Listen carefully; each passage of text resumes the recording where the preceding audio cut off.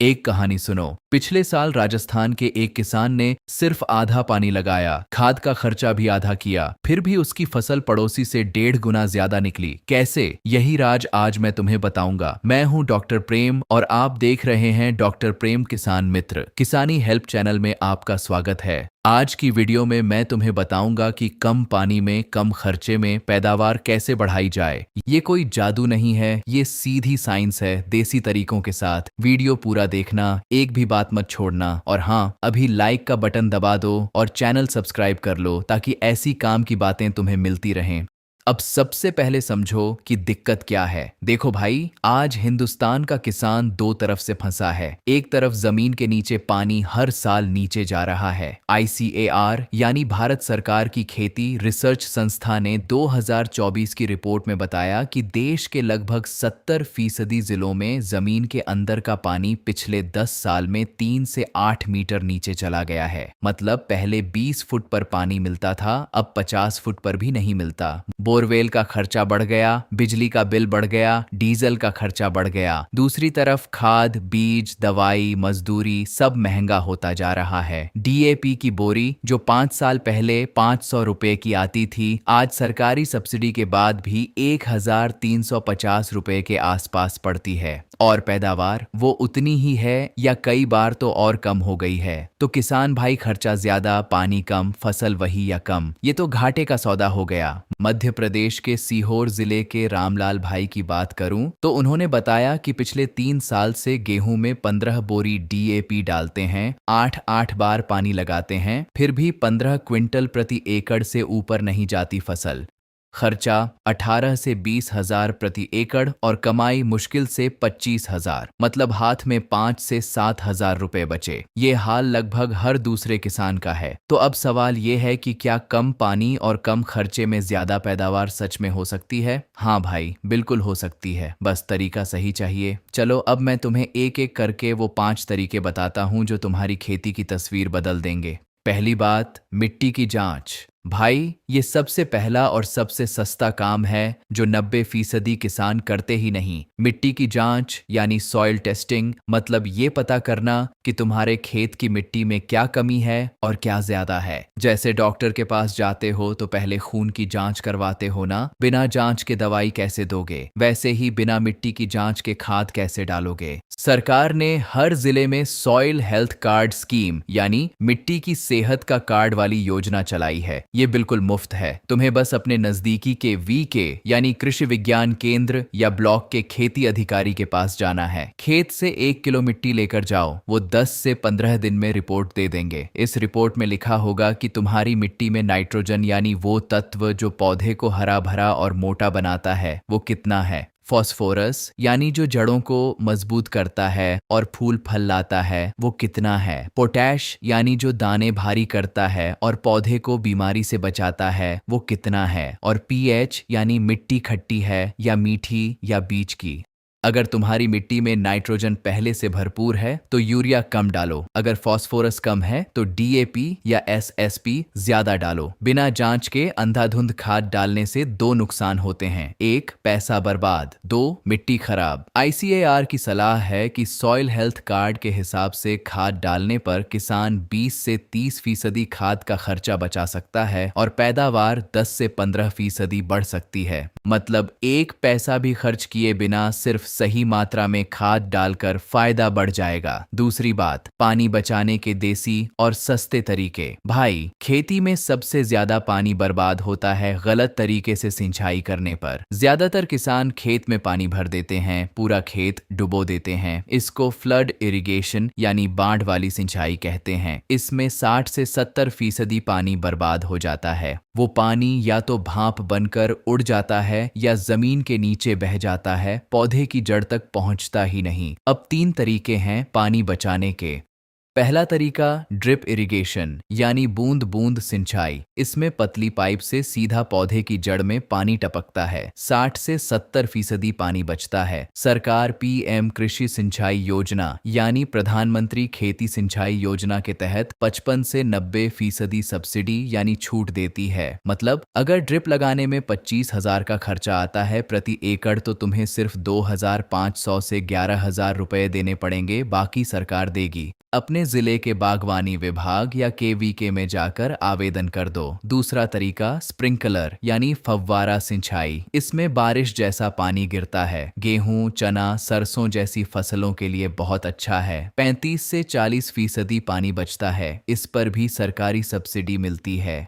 तीसरा तरीका, अगर ड्रिप या स्प्रिंकलर लगाने का पैसा नहीं है तो एक देसी तरीका अपनाओ जो बिल्कुल मुफ्त है। खेत में नालियां बनाओ यानी फरो इरिगेशन। 2 कतारों के बीच एक नाली बनाओ और पानी सिर्फ नाली में दो। इससे 20 से 25% पानी बचता है बिना एक पैसा खर्च किए। एक और देसी नुस्खा, जब भी सिंचाई करो तो शाम को या सुबह जल्दी करो। दोपहर को पानी मत दो। दोपहर की धूप में 30 से 40% पानी भाप बनकर उड़ जाता है। ये एक आदत बदलने से ही बहुत पानी बचेगा।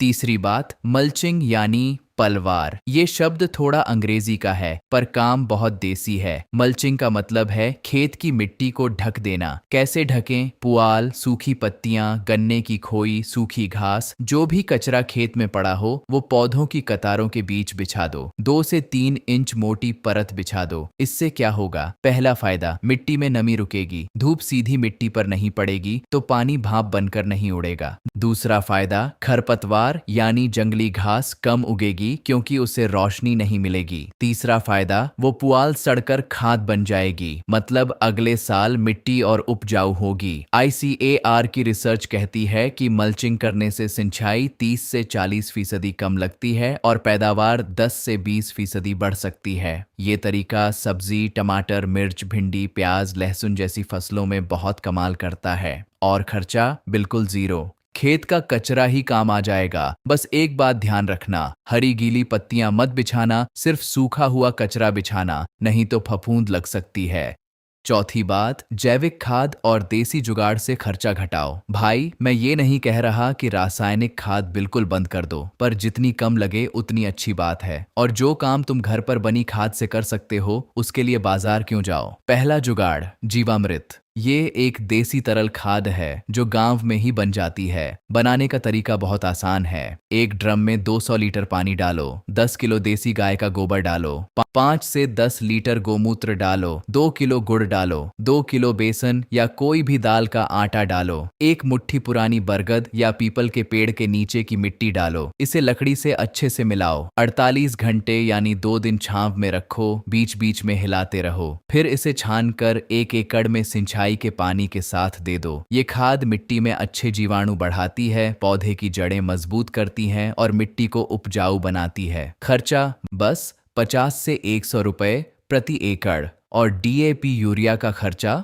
1,500 से 3,000 रुपए प्रति एकड़। फर्क देख लो।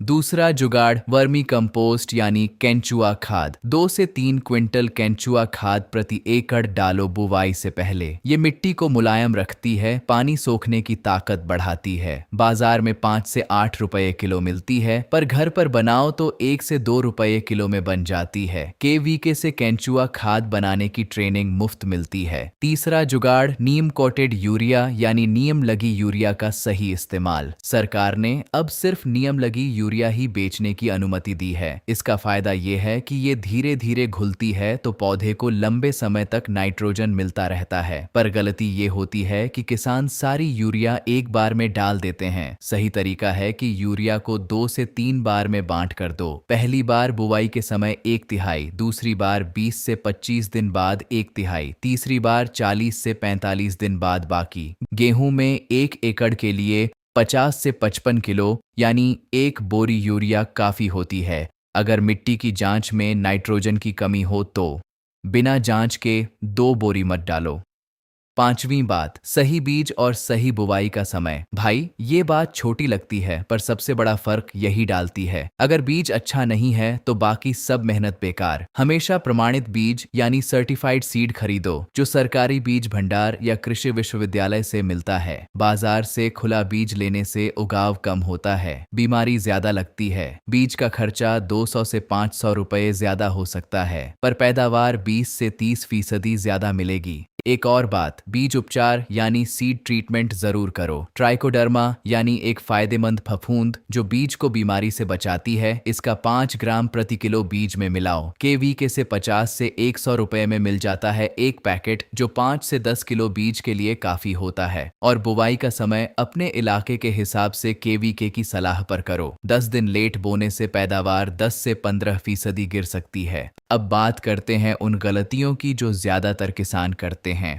पहली गलती, जरूरत से ज्यादा पानी देना। बहुत से किसान सोचते हैं कि जितना ज्यादा पानी दोगे उतनी अच्छी फसल होगी। ये बिल्कुल गलत है। ज्यादा पानी से पौधे की जड़ सड़ जाती है, ऑक्सीजन नहीं मिलती, जड़ कमजोर हो जाती है। गेहूं में 4 से 5 बार सिंचाई काफी है अगर सही समय पर दी जाए। CRI स्टेज यानी बुवाई के 21 दिन बाद वाला पानी सबसे जरूरी है। ये पानी छोड़ दिया तो 20 से 25% पैदावार सीधे गिर जाएगी। दूसरी गलती, सारी खाद एक साथ डालना। बहुत से किसान बुवाई के समय सारी DAP, सारी यूरिया, सारी पोटाश एक बार में डालकर भूल जाते हैं। ऐसा करने से आधी खाद बह जाती है या हवा में उड़ जाती है, पैसा बर्बाद होता है। खाद हमेशा 2 से 3 बार में बांटकर दो, जैसा मैंने ऊपर बताया। तीसरी गलती, खेत की मिट्टी कभी जांच नहीं करवाना। बिना जांच के खाद डालना वैसा ही है जैसे बिना बुखार नापे गोली खा लो, कभी कम पड़ेगी कभी ज्यादा। हर 2 से 3 साल में मिट्टी की जांच जरूर करवाओ।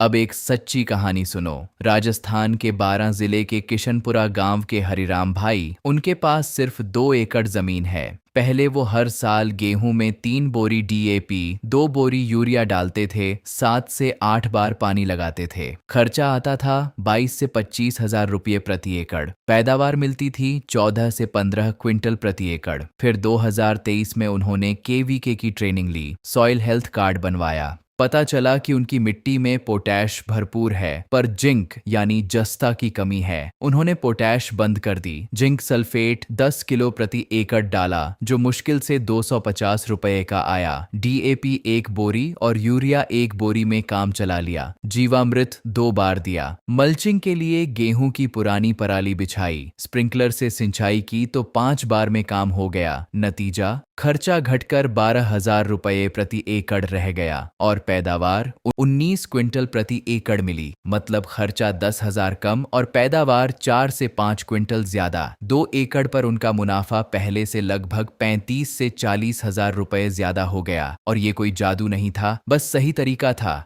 अब एक बोनस टिप दे देता हूँ। अगर तुम्हारे पास गाय या भैंस है तो उसके गोबर और गोमूत्र से हर महीने जीवामृत बनाओ और हर फसल में दो। 2 से 3 साल में तुम्हारी जमीन इतनी उपजाऊ हो जाएगी कि रासायनिक खाद की जरूरत 50% तक कम हो जाएगी। और एक बात, अपने खेत में फसल चक्र यानी क्रॉप रोटेशन जरूर अपनाओ। मतलब अगर इस बार गेहूं बोया तो अगली बार उसी खेत में मूंग या चना बो। दलहन यानी दाल वाली फसलें मिट्टी में नाइट्रोजन खुद बनाती हैं, अगली फसल के लिए यूरिया की जरूरत कम हो जाती है। तो भाई आज की पूरी बात को 2 लाइन में समझो। पहली बात, मिट्टी जांचो, जरूरत के हिसाब से खाद दो, पानी सही तरीके से दो। दूसरी बात, देसी खाद अपनाओ, मल्चिंग करो, अच्छा बीज बो। बस इतना कर लिया तो कम पानी और कम खर्चे में पैदावार खुद बढ़ जाएगी। अब मेहरबानी करके इस वीडियो को लाइक करो, अपने गांव के किसान भाइयों को शेयर करो और चैनल सब्सक्राइब करना मत भूलना। एक काम करो, कमेंट में बताओ कि तुम अपने खेत में पानी बचाने के लिए कौन सा तरीका इस्तेमाल करते हो। मुझे पढ़कर बहुत अच्छा लगेगा। जय किसान, जय हिंद। डॉक्टर प्रेम, किसानी हेल्प चैनल।